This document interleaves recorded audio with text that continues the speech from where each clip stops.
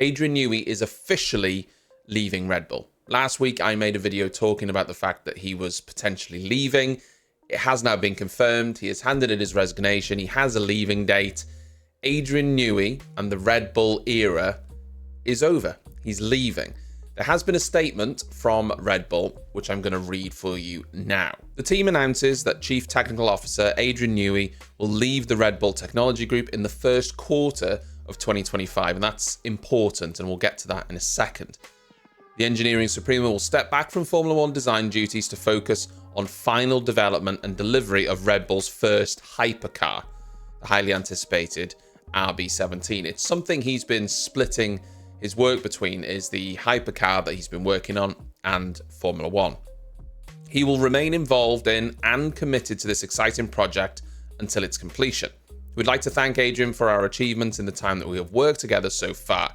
He's been instrumental for us in achieving a remarkable 7 Formula One drivers and 6 constructors titles, totaling 118 victories and 101 poles, including the STR 2008 pole and victory. Now, what's interesting about this, and they do go on to make a very long statement, obviously with a quote or statement really from Adrian Newey himself and from Christian Horner, where they both, thank each other and accept that it's time for him to move on. There has been reports that Adrian Newey wasn't particularly happy with the power struggle within Red Bull, especially the power-hungry Christian Horner, who apparently has been sort of that way inclined over the past couple of years.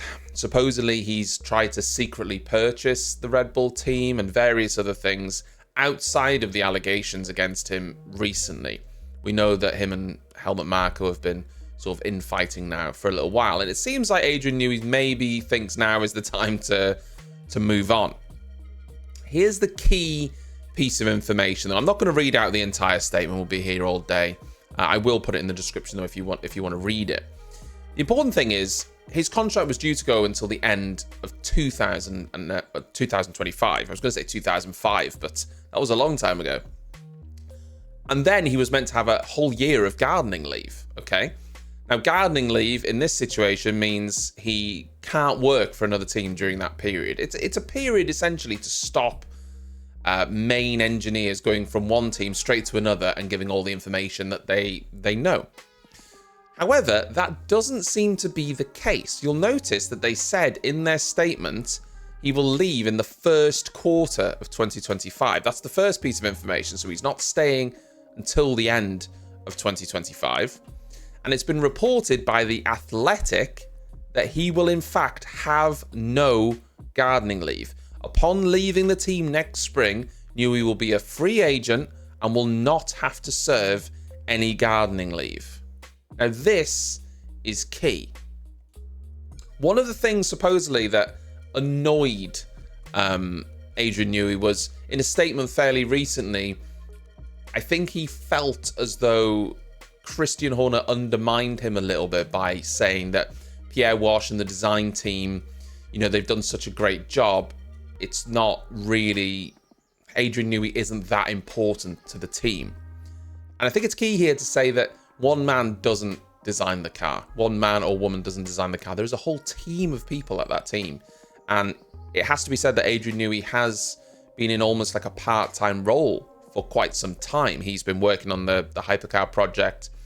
It was rumored that he hadn't even seen the final 2023 car until the actual reveal when we saw it, because he'd been busy with the RB17. He had worked on it, but he hadn't seen the final product.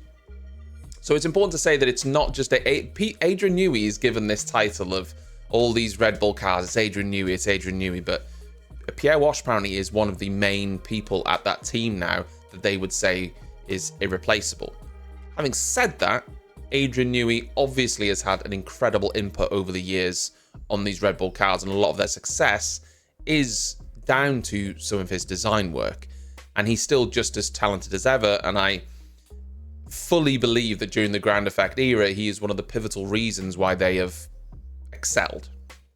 So he's going to be a big loss, but I don't think they believe it's the loss that everyone else thinks it is. Having said that, teams like Ferrari, teams like Aston Martin, even McLaren, Mercedes, they are going to want, well, they're going to want him, aren't they? Obviously. It's been reported that he's had an offer from Aston Martin, but he's not that keen on it. And so the question is, what will he do? There is no guarantee that he will stay in Formula One, but he has expressed his desire to carry on in Formula One. I am just getting the feeling that there is a possibility he could end up at Ferrari. I think Frederick Vasseur, he's worked some masterstrokes so far at Ferrari. There's been rumours circling around that before the Miami Grand Prix, Frederick Vasseur flew to London to meet with Newey. How true those are, I don't know. But you can believe that if he is available for 2025, this is incredibly important because teams are going to be working on the next generation of car, the Tweak 2026. And having Newey on board for that would be so beneficial. I don't think, anyone would doubt how beneficial that would be, especially for the ground effect era cars. So over the next few months, maybe we'll find out where Newey's going to head to, or maybe Newey will decide, you know what, I've had a fantastic run in Formula One, now is the time to retire. And I don't think anyone would begrudge him that. I hope you've enjoyed this video. There's more to come. The Miami Grand Prix is just around the corner. There's lots of big upgrades, so stay tuned to the channel, and I'll hopefully bring you all of those upgrade pictures and information as they come. I'll see you then.